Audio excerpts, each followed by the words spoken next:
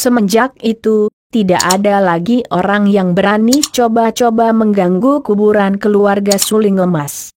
Bahkan bangsa Manchu dan suku bangsa lainnya tidak ada yang berani mendekati tempat itu.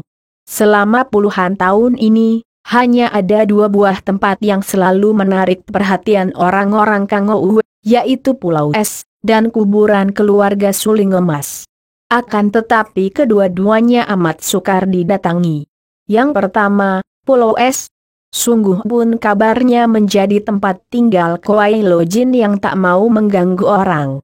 Bahkan suka membagi ilmu kepada siapa saja, namun amat sukar dicari. Karena tersembunyi di antara pulau-pulau yang banyak terdapat di utara, di samping sukarnya pelayaran di lautan yang kadang-kadang penuh es dan salju itu. Yang kedua adalah tanah kuburan ini yang biarpun lebih mudah dicari, namun dijaga oleh kakek bongkok yang memiliki kesaktian yang sukar dilawan dan galaknya melebihi harimau menjaga anak-anaknya. Akan tetapi, pada suatu pagi yang cerah, tampak sebuah joli, tandu, yang dipikul dua orang laki-laki tinggi besar. Berlari cepat menempuh hujan salju rintik-rintik menuju ke tanah kuburan di tepi sungai Sungari. Dari jauh sudah tampak tanah pekuburan keluarga Suling Emas yang sunyi. Dua orang pemikul tandu itu adalah orang-orang Manchu yang bertubuh kuat. Namun mereka kelihatan lelah dan napas mereka terengah-engah ketika mereka tiba di tepi sungai, masih agak jauh dari tanah kuburan. Berhenti di sini. Terdengar suara nyaring merdu dari dalam joli. Dua orang pemanggul joli berhenti dan menurunkan joli. Tirai joli tersingkap dan tampaklah wajah seorang gadis yang amat cantik jelita. Berhidung kecil mancung dengan dagu meruncing dan sepasang mata lebar terbelalak indah dan bening. Tubuh yang ramping itu keluar dan ternyata dia seorang dara jelita yang masih amat muda. Tubuhnya yang ramping berpakaian indah, pakaian seorang Manchu dengan baju panjang berlengan pendek. Sehingga tampaklah lengannya yang berkulit putih halus sebatas siku. Rambutnya yang hitam panjang dan subur tertutup sebuah topi putih dari bulu beruang, dan di atas topi terhias sehelai bulu burung, tanda bahwa dia adalah seorang pemimpin pengawal kerajaan Manchu. Rambutnya diikat dengan pita kuning di belakang tengkuk, dan sepasang telinganya terhias anting-anting emas. Demikian pula kedua pergelangan tangannya. Ketika turun, dara ini membawa sebatang payung yang gagangnya melengkung dan ujungnya runcing mengkilap. Dara ini bukan lain adalah Putri Nirahai, putri Manchu yang amat lihai sehingga dia menjadi pimpinan para pengawal istana. Kalau melihat mata yang lebar indah, bibir yang tipis merah basah, gerak-geriknya yang lemah gemulai, takkan ada orang mengira bahwa dia seorang yang memiliki ilmu kepandaian tinggi. Kalian berdua pergilah sembunyi di balik batu gunung itu dan jangan sekali-kali berani menampakkan diri sebelum kupanggil, kata pula Nirahai dalam bahasa Manchu kepada dua orang itu. Dua orang tinggi besar itu adalah ahli-ahli petunjuk jalan yang bertubuh kuat dan memiliki kepandaian tinggi, kakak beradik yang merupakan tokoh-tokoh terkenal pula di daerah utara ini. Akan tetapi ketika menerima perintah dari sang putri untuk mengantarnya ke pekuburan keluarga Suling Emas, mereka ketakutan setengah mati dan dengan hati berat mereka terpaksa mengantarkan Nirahai. Kini, pada saat rasa takut mereka membuat wajah mereka pucat dan napas mereka terengah, mendengar perintah Nirahai agar mereka bersembunyi. Hati mereka lega dan girang sekali. Setelah memberi hormat mereka berdua lalu melompat dan bersembunyi di belakang sebuah batu besar, meninggalkan joli di dekat sungai. Nirahai bersikap hati-hati dan dia tidak berani lancang menuju ke tanah kuburan. Dengan bersembunyi di balik sebuah batu yang menonjol di pinggir sungai, ia mengintai ke arah pondok di tengah kuburan. Keadaan amat sunyi. Tiba-tiba pandang mata Nirahai yang tajam sekali dapat melihat munculnya sebuah perahu kecil yang melawan arus air sungai. Karena air sungai yang dingin hampir membeku itu arusnya lambat sekali, maka perahu itu bergerak cepat, didayung oleh dua pasang tangan yang kuat. Mereka itu adalah dua orang kakek bertubuh tinggi besar berkulit hitam. Nirahai tidak mengenal mereka, akan tetapi ia dapat menduga bahwa mereka itu tentu bangsa Mongol Utara. Melihat dari pakaian mereka yang tebal terbuat dari bulu binatang dan cara mereka menggelung rambut mereka. Diam-diam Putri Mancu ini memperhatikan dan ia melihat betapa dua orang Mongol itu tiba-tiba melompat ke darat. Seorang di antara mereka memegang sehelai tali panjang yang mengikat ujung perahu. Setelah keduanya mendarat dengan sebuah loncatan cepat dan jauh yang membuktikan bahwa mereka adalah orang-orang pandai. Si pemegang tali menggerakkan tenaganya dan perahu itu seperti dilontarkan oleh angin menuju ke arah mereka. Kakek kedua mengangkat tangan kiri menyambut perahu itu dengan mudah. Lalu meletakkan perahu ke atas tanah. Melihat gerakan mereka, Nirahai maklum bahwa kedua orang kakek Mongol itu memiliki tenaga yang besar. "Heh, setan bongkok. Keluarlah, kami datang menagih hutangmu 10 tahun yang lalu." Seorang di antara dua orang kakek itu berseru, suaranya nyaring bergema dan ia menggunakan bahasa Mongol yang dimengerti baik oleh Nirahai. Suara yang keras itu menggema sampai lama. Kemudian terdengar suara orang batuk-batuk dari dalam pondok di tengah tanah pekuburan. Disusul suara orang yang menggunakan bahasa Mongol yang kaku. Sepasang anjing hitam padang pasir Gobi.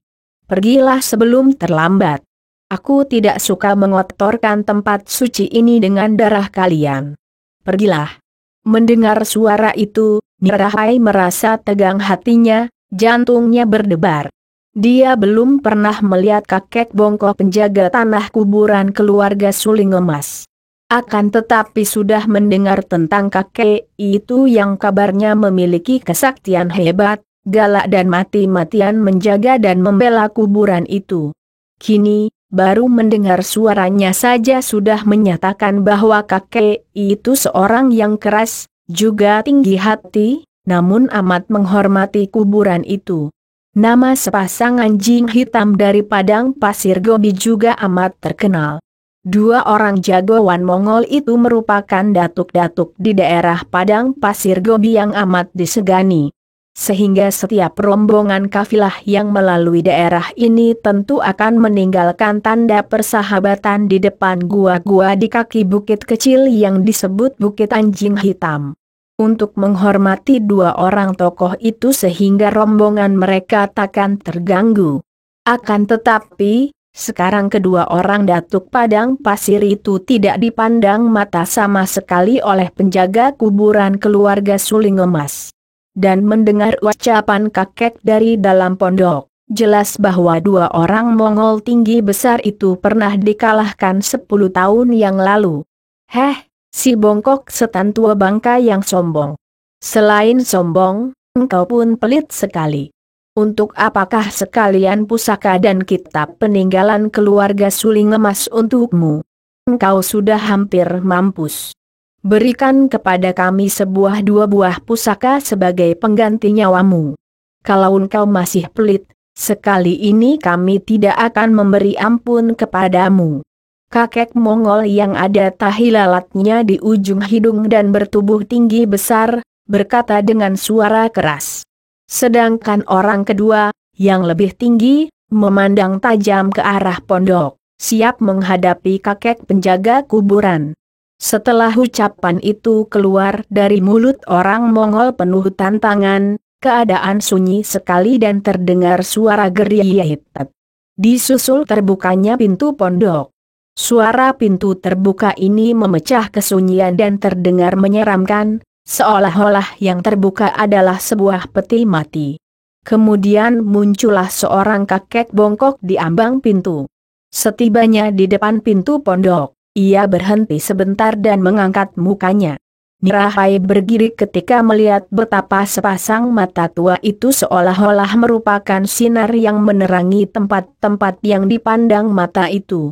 Bahkan ia merasa seolah-olah tempat persembunyiannya ketahuan ketika pandang mata kakek bongkok itu menyapu ke arah batu besar di mana ia bersembunyi. Nirahai cepat-cepat menarik diri untuk bersembunyi lebih baik. Akan tetapi ia mengintai terus.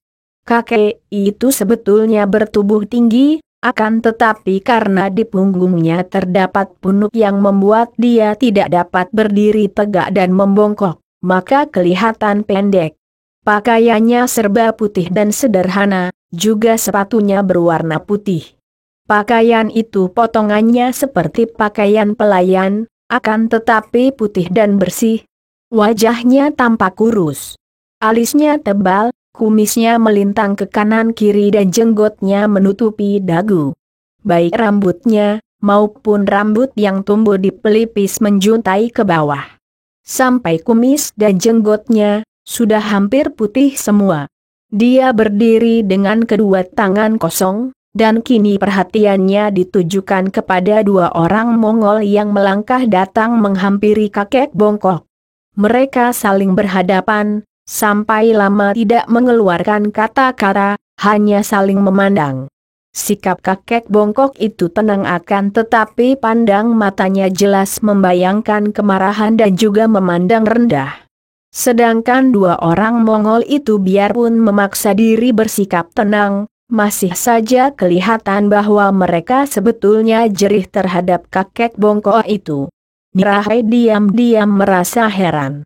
Kakek bongkok itu sama sekali tidak kelihatan seperti seorang sakti, bahkan kelihatan lebih pantas menjadi seorang pelayan tua yang sudah patut dipensiun.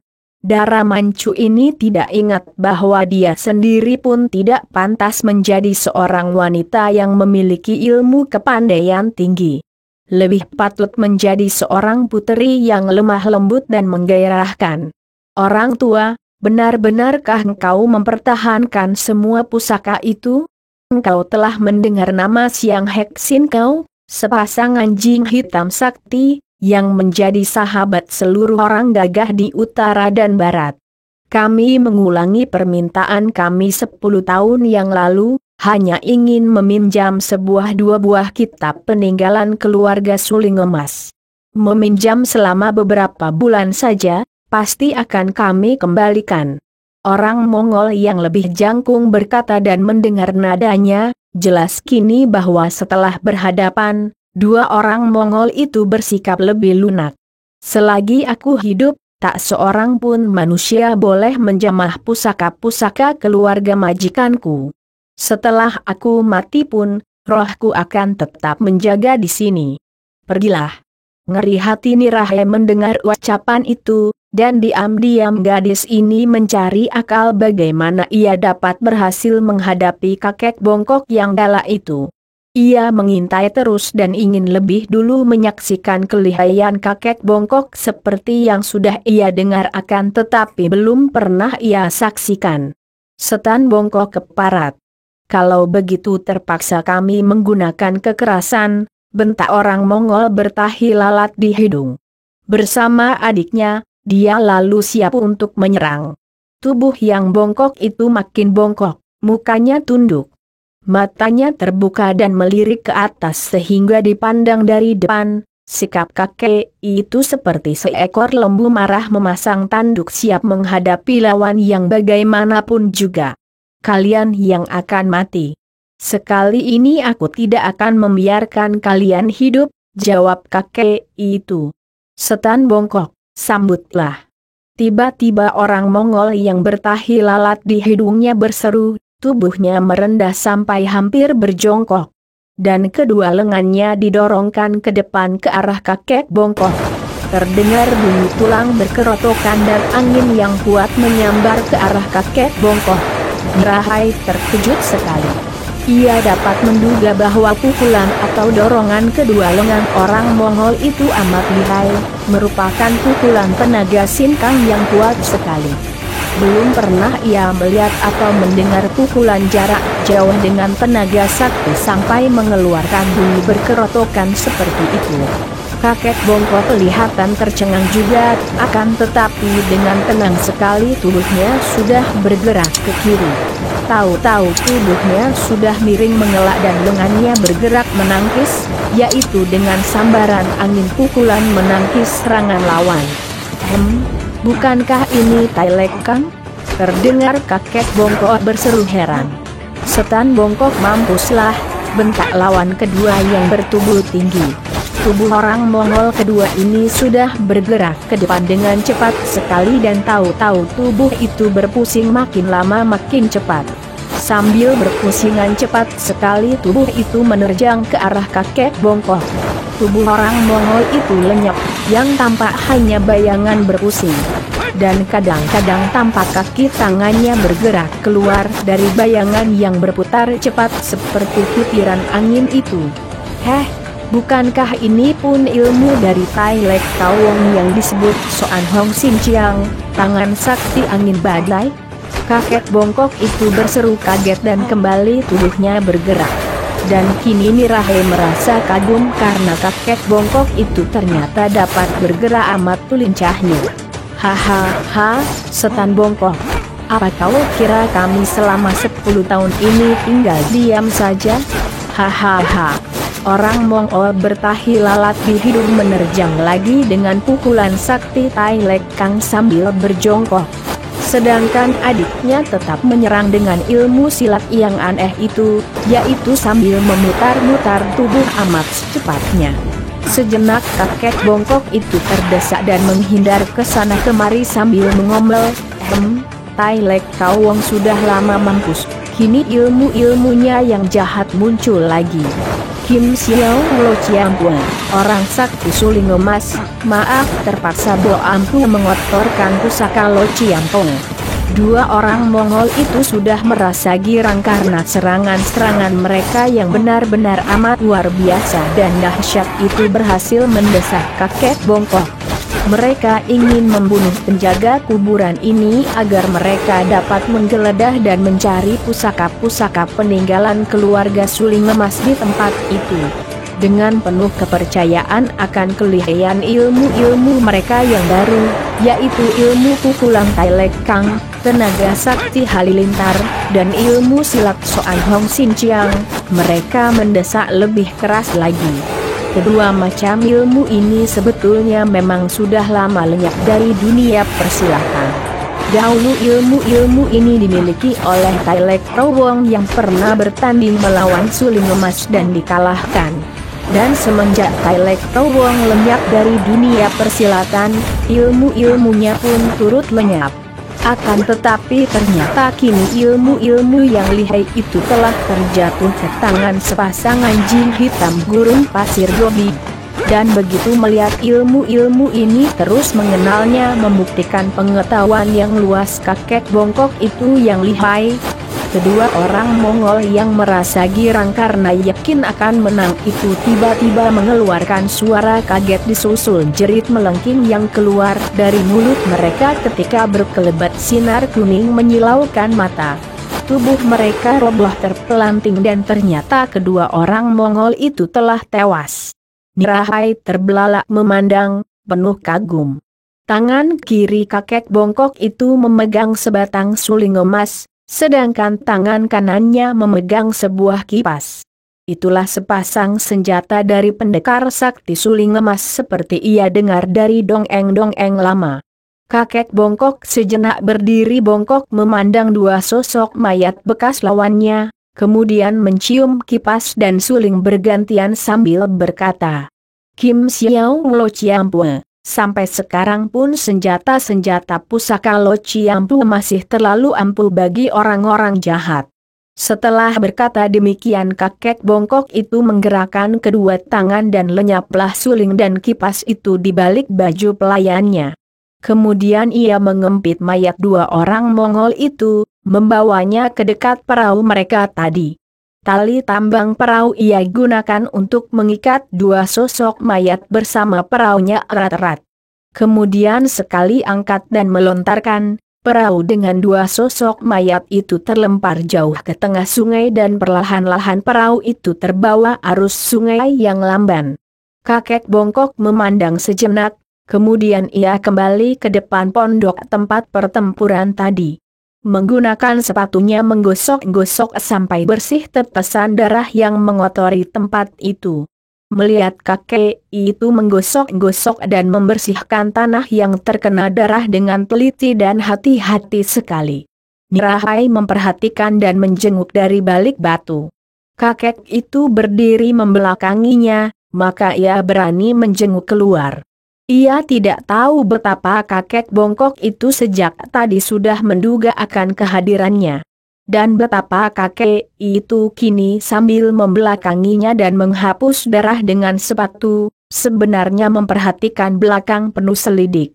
Tiba-tiba tubuh kakek bongkok yang membelakanginya itu bergerak melayang ke belakang seperti seekor burung garuda menyambar kelinci. Kakinya menendang dan kedua tangannya mencengkeram. Akan tetapi ketika ia melihat bahwa yang mengintai itu seorang dara, ia berteriak kaget dan tubuhnya membalik cepat. Membuat gerakan poksai beberapa kali dan meloncat turun ke atas tanah, memandang dengan mata terbelalak kepada Nirahai yang berdiri tenang sambil tersenyum. Mata kakek itu menjelajahi muka dan pakaian Nirahai, kemudian mengerling ke arah joli kosong yang indah akan tetapi tanpa pemanggul itu. "Nona, mau apakah Nona datang ke tempat terlarang ini?" Kakek itu marah sekali melihat ada orang berani mendatangi tempat yang baginya suci itu. Akan tetapi karena pelanggarnya seorang dara muda, ia menjadi tidak enak untuk bersikap kasar. Hanya pandang matanya yang bengis. Nirahai tersenyum manis.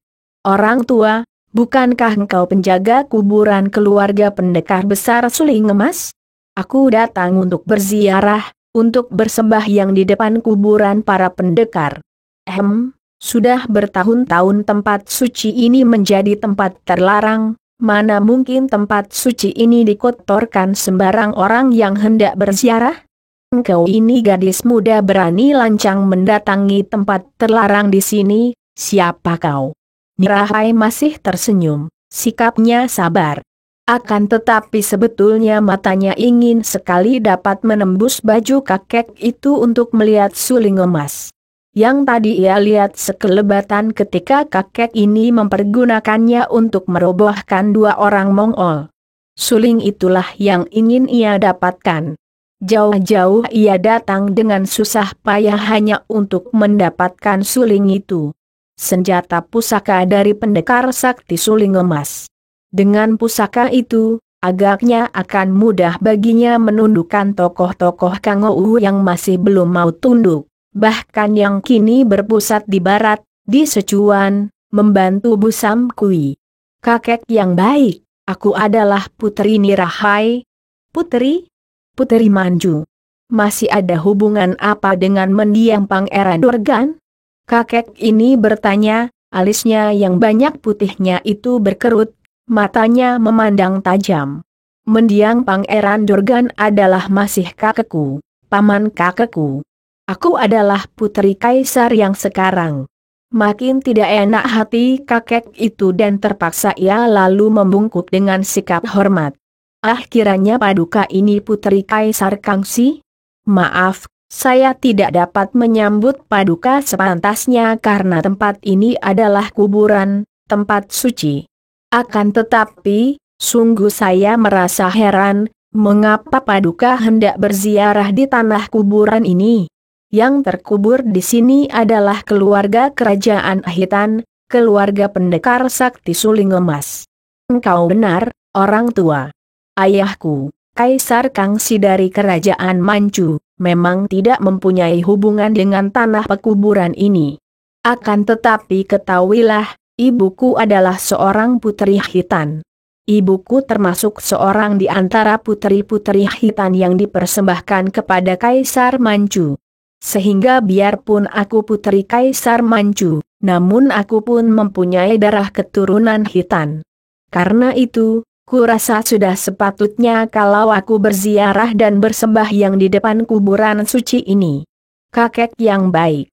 Kakek bongkok itu mengerutkan alisnya makin dalam dan ia menggeleng-geleng kepala. Kalau Paduka benar putri Kaisar Manchu, mengapa Paduka datang sendiri tanpa pengiring? Bagaimana saya dapat membuktikan bahwa Paduka ini putri Kaisar Manchu dan keturunan keluarga kerajaan Hitan? Nirahai tersenyum. Orang tua, andai kata engkau menjadi seorang keluarga raja, apakah engkau juga akan suka setiap keluar dari pintu dikawal banyak orang? Sehingga gerakanmu tidak bebas, selalu diawasi? Kakek bongkok itu memandang sejenak, tidak menjawab karena ia agaknya bingung dan tidak mengerti apa yang dimaksudkan gadis itu. Orang-orang seperti kita yang sudah biasa bergerak bebas lepas seperti burung di udara dan seperti ikan di samudera, mana bisa merasa senang kalau selalu dikawal orang? Itulah sebabnya aku tidak pernah membawa pengawal biarpun aku putri kaisar. Memang aku tidak bisa membuktikan bahwa aku putri kaisar. Akan tetapi orang tua yang baik, aku sungguh seorang yang berdarah Hitan. Dan lebih daripada itu, akulah yang mewarisi ilmu kepandaian pendekar wanita sakti mutiara hitam yang kuburannya berada di sini pula. Kakek itu mengerutkan keningnya dan memandang tajam. Harap Paduka tidak main-main. Kalau yang datang ke sini adalah sepasang pedang iblis, saya tentu tidak akan ragu-ragu menerima sepasang manusia sinting itu sebagai pewaris ilmu mendiang mutiara hitam. Sudahlah, Nona. Lebih baik lekas Nona panggil 2 orang pemanggul joli Nona dan cepat pergi dari tempat ini. Tempat ini bukanlah tempat pesiar bagi seorang putri seperti Nona. Kalau orang lain yang berani datang, tentu sudah saya bunuh. Seperti yang kau lakukan kepada sepasang anjing hitam dari Gobi, 2 orang Mongol tadi? Nirahai mengejek. Ah, Paduka melihatnya? Tentu saja. Sudah kukatakan bahwa aku pun seorang tokoh Kangou, bukan seorang putri lemah yang doyan pelesir dan pesiar. Dan aku mewarisi ilmu-ilmu mutiara hitam. Dan kedatanganku ke sini untuk merundingkan sesuatu denganmu. Bagaimana saya dapat yakin bahwa Paduka benar-benar pewaris ilmu mendiang pendekar wanita perkasa mutiara hitam yang mulia? Kakek itu berkeras tidak mau percaya. Krek, tangan Nirahai bergerak cepat dan tahu-tahu ia telah menyambar sebatang payung berujung runcing yang tadi ia taruh di dalam joli. Kakinya memasang kuda-kuda dan ia berkata sambil tersenyum. Bukalah matamu lebar-lebar, orang tua yang keras kepala. Kenalkah engkau dengan senjata ini? Sebuah tiat mokiam, kata kakek itu. Bukan merupakan bukti. Memang bukan, akan tetapi lihat gerakan pedang payung ini. Nirahai menggerakkan tubuh dan payungnya, bersilat dengan gerakan lincah. Dan dari ujung payungnya keluar angin yang berbunyi bercuitan ketika menyambar ke depan. Terus mengitari sebatang pohon yang sudah kehabisan daun karena dirontokkan hawa dingin dan tinggal cabang-cabang dan rantingnya saja. Sinar terang ujung payung yang menyambar-nyambar mengintari pohon 3 kali dan terdengar suara keras ketika cabang dan ranting pohon itu tumbang semua. Sehingga pohon itu kini kelihatan seperti raksasa dibuntungi tangannya. Tat Mo Kiam Hoat. Kembali kakek itu berkata. Dan kau mengenal ini? Nirahai melakukan gerakan dengan tangan kirinya, lengan kirinya bergerak seperti menari. Atau lebih tepat lengan yang kecil penuh berkulit halus itu melenggang-lenggok seperti ular. Kemudian dengan telapak tangan terbuka ia tiba-tiba memukul atau mendorong arah pohon yang sudah buntung cabang-cabangnya itu. Krak, beruk. Pohon itu tumbang terjebol dengan akar-akarnya. Sinco Akun. Si kakek bongkok memandang terbelalak. Nirahai tertawa. Kakek tua yang keras kepala, engkau tentu tidak akan merasa yakin benar kalau tidak mengujinya sendiri. Hayo. Keluarkan suling emas dan kipas peninggalan pendekar sakti suling emas yang kau pergunakan untuk membunuh sepasang anjing hitam tadi, dan hadapi payungku. Setelah berkata demikian, Nirahai sudah menerjang maju dengan payungnya yang berujung runcing. Ujung payung yang teruncing ujung pedang itu tahu-tahu sudah berubah menjadi sinar menyilaukan yang menusuk ke arah leher kakek bongkok. Kakek itu mengeluarkan suara dan dengan mudahnya miringkan tubuh ke kiri mengelak. Akan tetapi betapa kagetnya ketika tiba-tiba payung itu terbuka. Dan jari-jari payung yang terbuat daripada baja itu menyerangnya didahului sambaran angin yang meniup ketika payung terbuka tiba-tiba. Inilah serangan yang hebat.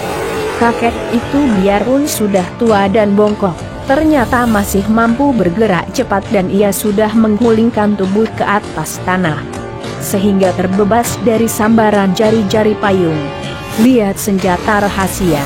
Nirahai berseru, tangan kirinya bergerak.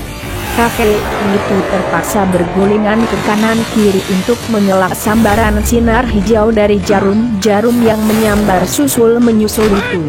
Ketika melihat sinar hijau dan mencium bau harum, ia meloncat bangun sambil berseru, "Siang Tok Ciam."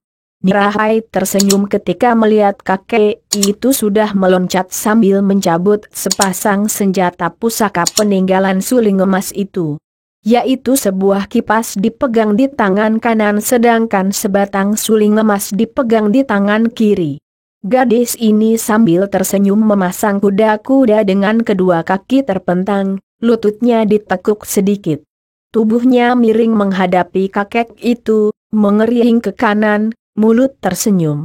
Tangan kanannya yang memegang gagang payung bengkok itu menodongkan payung ke depan dada, sedangkan tangan kiri dengan jari-jari terbuka miring berada di depan muka.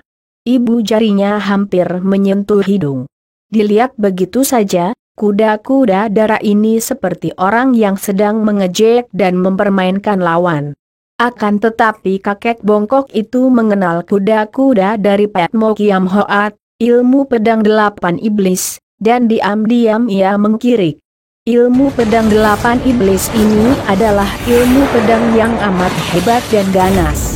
Dan dahulu menjadi ilmu dari seorang tokoh sakti wanita yang menggemparkan dunia persilatan yang hanya didengar oleh kakek bongkok itu dari dongeng.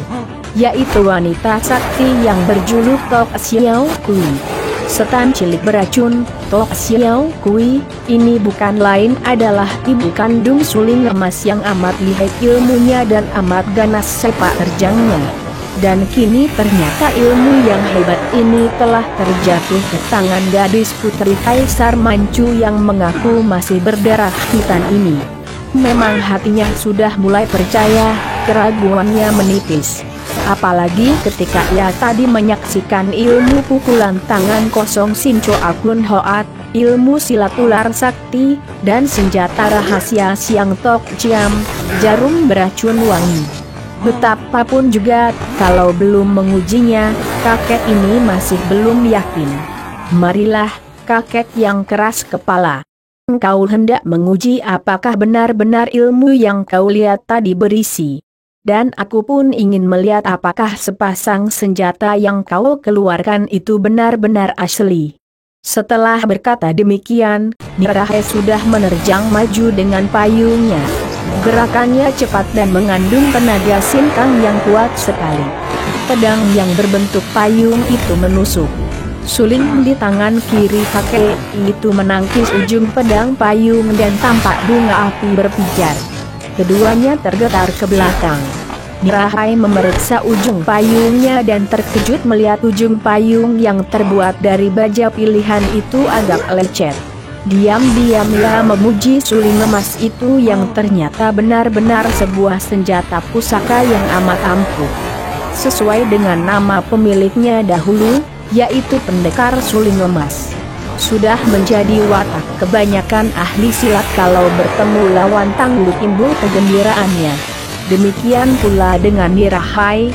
Sudah lama dia tidak bertemu lawan yang tangguh dan kini bertemu kakek penjaga kuburan keluarga suling emas yang lihai, ia menjadi gembira. dan cepat ia melanjutkan serangannya dengan tusukan bertubi-tubi, mengerahkan seluruh tenaga dan mengeluarkan semua kepandaiannya. Kakek bongkok ini dahulunya adalah bekas kacung dari keluarga putra suling emas yang bernama Kam Liong, kakak dari Mutiara Hitam. Kam Liong inilah yang mewarisi senjata kipas dan suling ayahnya. Kacung keluarga Kam Liong ini mengabdi sampai tua. Dan setelah kuburan keluarga suling emas tidak dijaga lagi oleh pengawal-pengawal kerajaan Hian yang sudah runtuh, dia lalu turun gunung di mana ia bertapa melewatkan hari tuanya dan menjaga tanah kuburan itu dengan penuh kesetiaan. Nama bekas kacungnya yang kini menjadi kakek bongkok itu adalah Gutoan. Dia seorang buta huruf akan tetapi berkat kesetiaannya mengabdi keluarga suling emas. Keluarga itu menyayanginya dan melatihnya dengan ilmu-ilmu silat keluarga pendekar besar itu. Gutoan amat rajin dan tekun.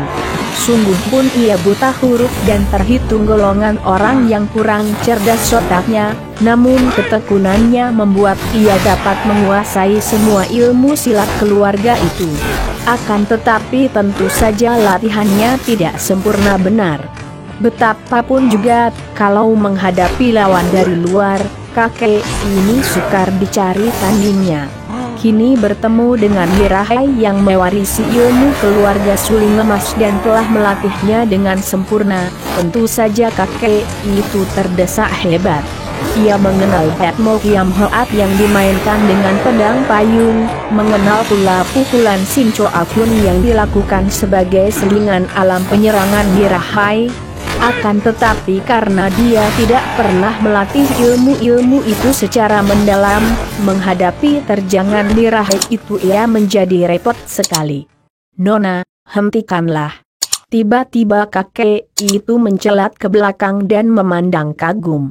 "Paduka benar-benar putri kaisar yang amat lihai, dan saya mengakui bahwa Paduka telah mewarisi ilmu dari keluarga suling emas. Paduka berhak untuk berziarah dan bersembahyang di kuburan ini. Silakan." Hirahai memanggul senjatanya yang kini hanyalah sebuah payung biasa. Sama sekali tidak tampak seperti sebuah senjata yang ampuh, dan memandang kakek bongkok itu. Mulutnya yang selalu tersenyum itu kini kelihatan ditarik keras sehingga wajahnya yang manis nampak sungguh-sungguh. "Sebetulnya, siapakah engkau ini, kakek yang lihai?" "Nama saya Gutoan dan dahulu saya adalah kacung dari putra suling emas. Hanya itu yang dapat saya ceritakan. Silakan kalau hendak bersembahyang, Nona." "Begini, kakekku.